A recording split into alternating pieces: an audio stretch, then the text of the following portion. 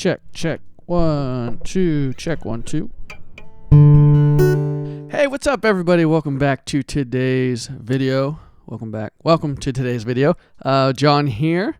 Excited to be here with you and meet you if this is your first time with us. Today we're going to learn the G major chord on the guitar. And I'm going to go ahead and teach you the traditional way. And I'm also going to teach you my preferred way of playing it and allow you just to pick what you want to do. From there, I figure that's the easiest thing to do.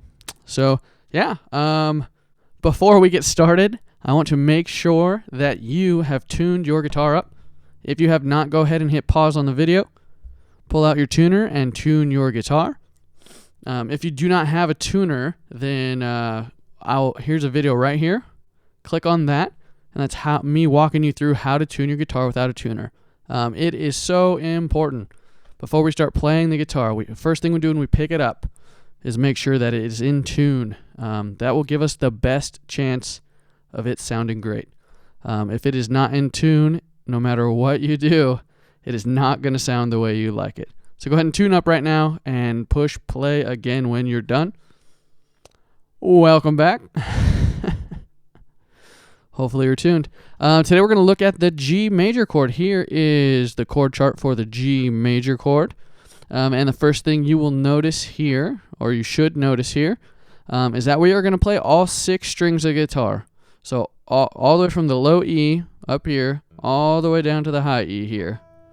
We're going to play all of them. I like chords like that. I don't have to worry about what string I'm plucking with my right hand. So that's exciting to me.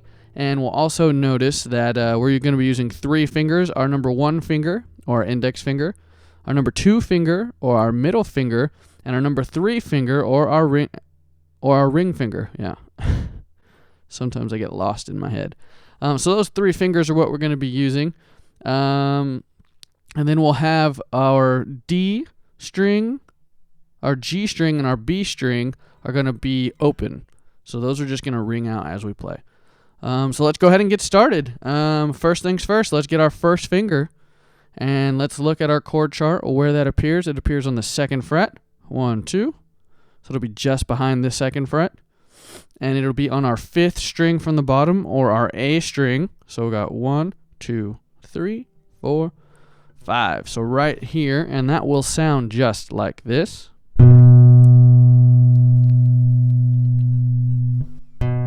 Perfect. Easy enough, right? So go ahead and keep that finger here, and we'll look at our next string we're going to be playing. Our next finger is going to be our 2nd finger right here, our middle finger. That's going to be on the 3rd fret. So 1, 2, 3. Our 3rd fret on our 6th string, or our low E string. So you can either go to your thickest string here, or you can count up 6 from here. It's going to be right there. We're going to be just behind the the 3rd fret there, and that one will sound like this. And that note is the G note. That is the main note of our chord here. All right, so hopefully now we have this and this. That is the B note and the G note. All right, now let's look at our 3rd finger here. Here's where things start getting a little bit tricky because it requires unnatural stretching of your hands. I'm sure a handful of string instruments require these acrobatics with your hands, but other than that in life, you really don't need to know how to do this. And your hand's not going to be doing this, I don't know, playing baseball or working out or doing something like that. So we're going to take our 3rd finger and let's pick it up on our chord chart. It's going to be on the 1st string, or the high E string, right down here on our 3rd fret. So 1, 2, 3rd fret, the very 1st string, the thinnest string. We're going to press down right behind the 3rd fret, and that should sound like this. And that is another G. All right, and now the moment of truth. Will this chord sound like a G chord? Here is what we are going for. We want it to sound just like this. Listen up. And that has all of our strings ringing out. No muted strings. and all of our notes are clean and crisp. Now, real quick, if yours does not sound like that, do not worry, especially if you're just getting into guitar. We're going to troubleshoot right now what could possibly be going wrong with your chord. If your chord doesn't sound like that, let's go step by step and see what exactly we can tweak to get it sounding just right. First things first, if your hands or your fingertips get sore while you're practicing this one, go ahead and hang your hand down at your side, shake it out, get blood flow back into it before we get going again. So let's go ahead and start with our first finger again, and we'll go through each finger and what could possibly be happening if you're not getting the right sound. So again, our first finger is going to go on our second fret on our A string, just behind the second fret. Should sound like this. If right off the bat your finger or your note is not sounding clean and crisp like that, a couple things could be happening. First thing, you could be too far away from that second fret. So if you're over here closer to the first fret like this, you could be getting this type of sound, a buzzing sound.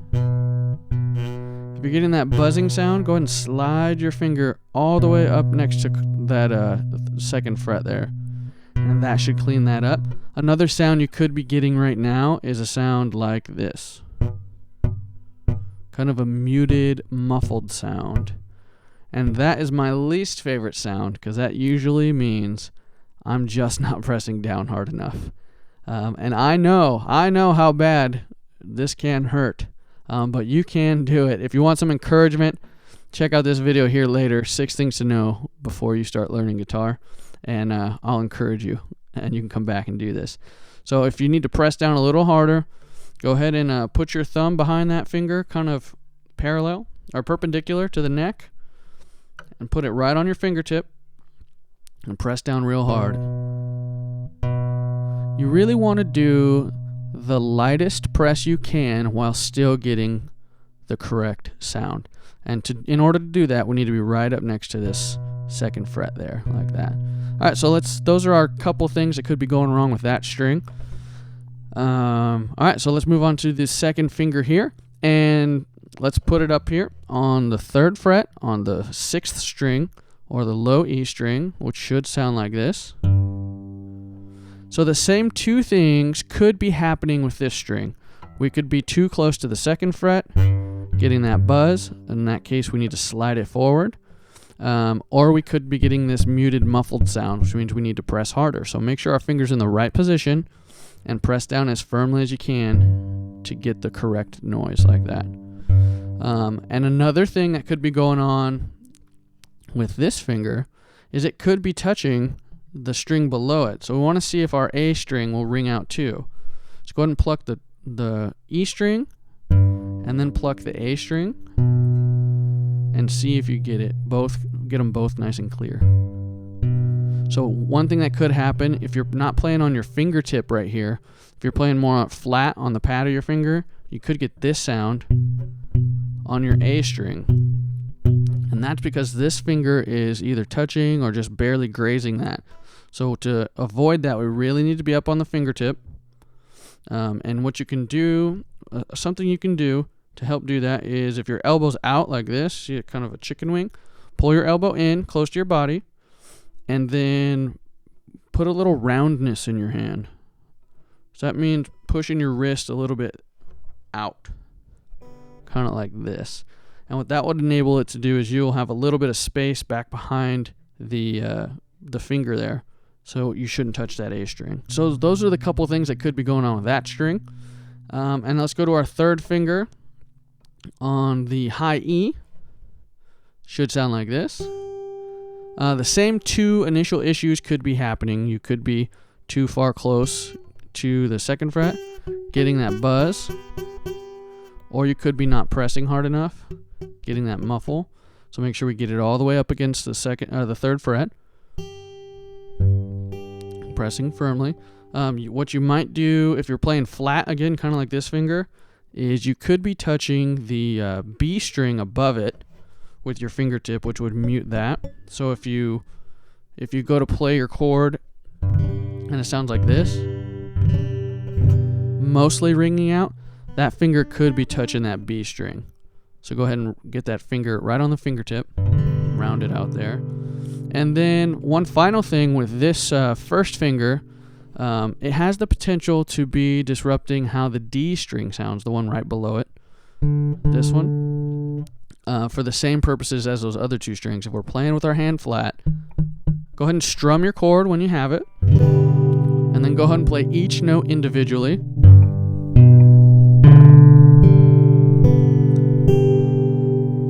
And as you play each note individually, go ahead and see if any one note doesn't sound right. Stop and look.